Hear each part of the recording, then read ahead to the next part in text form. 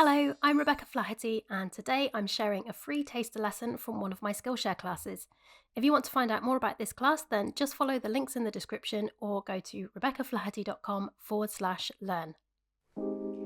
They say a picture tells 1,000 words, but a video can do it in 3 seconds, which is good because apparently that's the average attention span we're dealing with these days on social media. I'm Rebecca Flaherty and I work from home here in Somerset, UK as a full-time artist and content creator.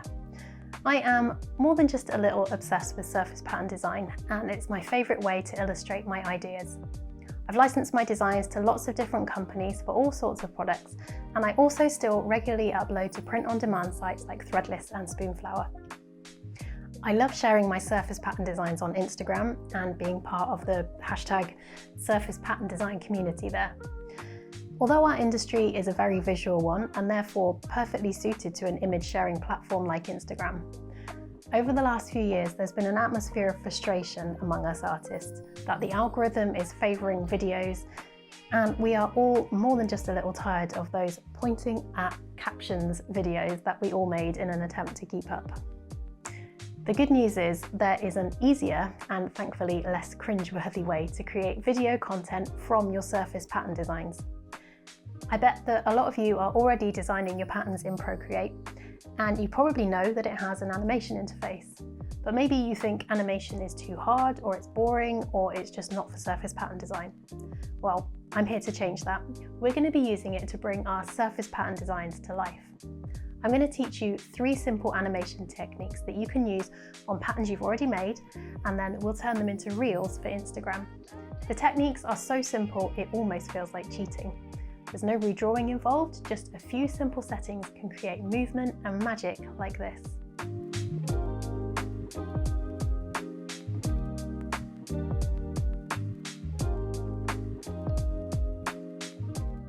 As long as you're familiar with the very basics of Procreate, then this class is for you. You don't even need to know how to make patterns. These techniques will also work with non-repeating illustrations too. And I've got some ready-made templates for you to use so you can get started straight away. The class is also packed with the usual extra tips and nerdy background information that I love to share too, so there's something in here for all skill levels. I always love seeing your surface pattern design projects in the gallery, and this time I'm even more excited to see them coming to life. Let's get started.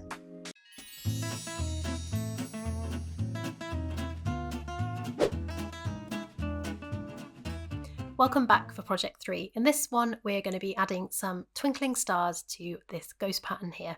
This is one that I've brought in and I'm using. It's on a transparent layer, as you can see here, but you don't have to use a pattern with a transparent layer for this one because we'll be putting the stars right over the top. This one does have a transparent background and I've got my background color underneath.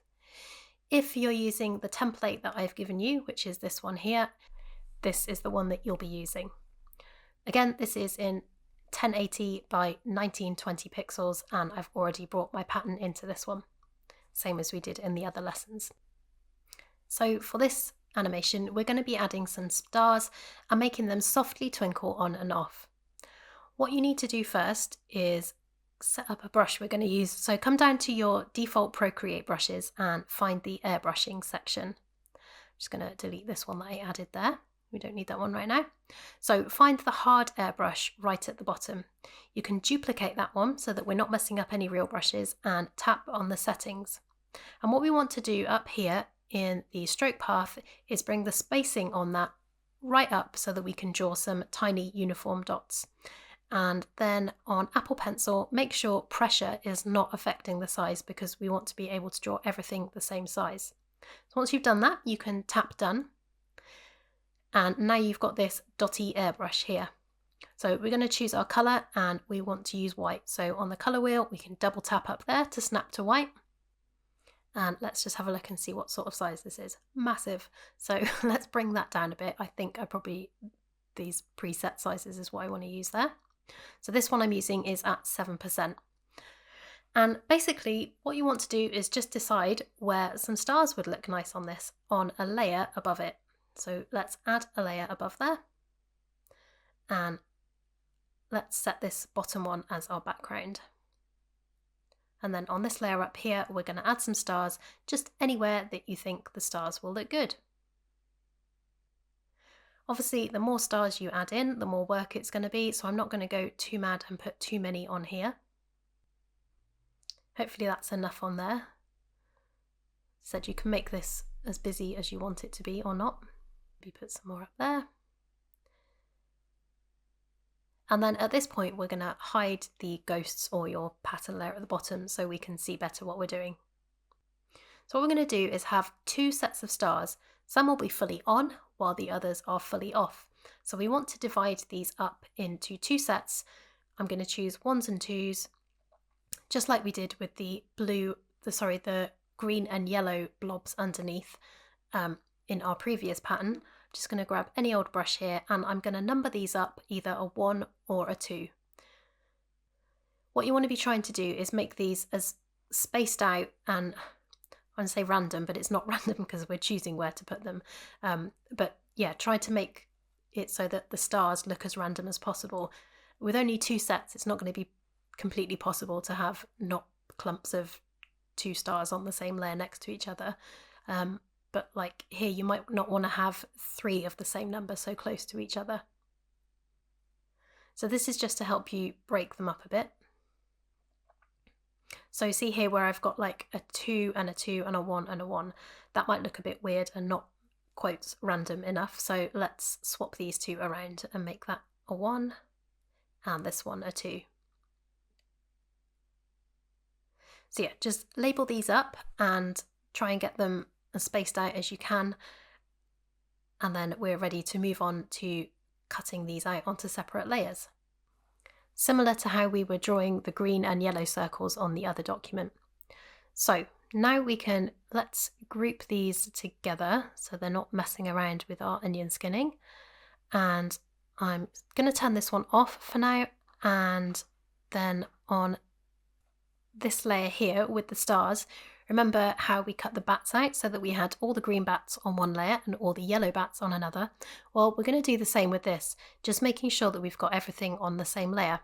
So what I'm going to do is go through and cut out all of these 2s, pressing add in between using the select tool, same as we did with the other bats on the previous lesson. I think I've got everything there. So I'm now going to swipe down with 3 fingers. And I'm going to cut and paste those. And now, hopefully, that should just be all the 1s left showing there. Just have a quick check. Okay, so let's rename this one. Whoops. Let's rename this one 2 and name the layer below 1. And then you should then be able to hide that 1s and 2s because we don't need that layer anymore. And then we can group these 2 layers of stars together and then deselect everything. And I'm going to show you now how to make these stars look a bit cute and sparkly and add a soft glow on them. So I'm just going to work on one layer at a time. I'm going to add a layer above this one, and I'm going to go back to the brush that we were using before. Just go up here to my recents, and I'm going to make it slightly bigger. So I'm going to draw a slightly bigger dot over the top. It needs to be the same colour, also in white. So I'm going to go around and draw a slightly bigger dot over the top of all of these. And then on this layer here with the bigger dots, we're going to go up to our adjustments. And down here, we're going to tap Gaussian blur. And if you swipe across with your Apple Pencil, you should see these will start to go nice and blurred, and we get this cute little starlight effect. I've taken this up to 8% on this one, and we can then merge that with what's underneath, and then we're going to do the same with our 2s. So add a layer above, and then with our dot brush, let's just hide these, just add a dot over the top of all of these. Then we go up to our adjustments, choose Gaussian blur, and we'll bring that across to 8% as well. And then we can merge those two together. So now we've got these cute little glowing stars. So our first frame we're going to start with, let's have our 1s at 0% opacity, so fully off. And then our 2s we will have at 100% opacity, so fully on. Then we're going to duplicate this layer, and then let's bring this up to 10%. And let's bring this one down to 90%. And then we can duplicate that layer again. And then what we're going to do is just keep either increasing or decreasing these by 10% each time. So duplicate this one, bring it down to 80. Bring this up to 30 and down to 70. And as you can see here, it's already looking really cute, like where we've got some faint stars and some brighter ones. Duplicate this one, do 60 and 40. And then we get to this one, the halfway point, where everything is at 50%. Although on the preview here, you'll see they don't all quite look the same, and that's because of the onion skin where some of the frames below are being duplicated. That's why they don't quite look the same. They don't both look like they're 50%. And then this one, last one, down to 0 on this one, and this one all the way up to 100. And that is literally all we have to do for this.